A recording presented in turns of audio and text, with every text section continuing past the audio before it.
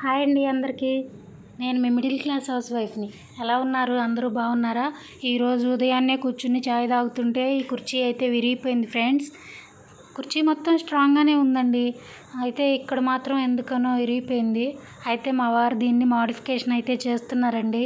అంతే కదా friends, middle class వాళ్ళంటేనే ఏదో చిన్న ప్రాబ్లం వచ్చిందని దాన్ని తీసేయలేం కదా, కొత్తది తెచ్చుకోలేం కదా. ఏదో ఒక రకంగా దాన్ని మోడిఫై చేసి ఇంకొన్నాళ్ళు ఎలా వాడొచ్చా అని ఆలోచిస్తాం కదా ఫ్రెండ్స్.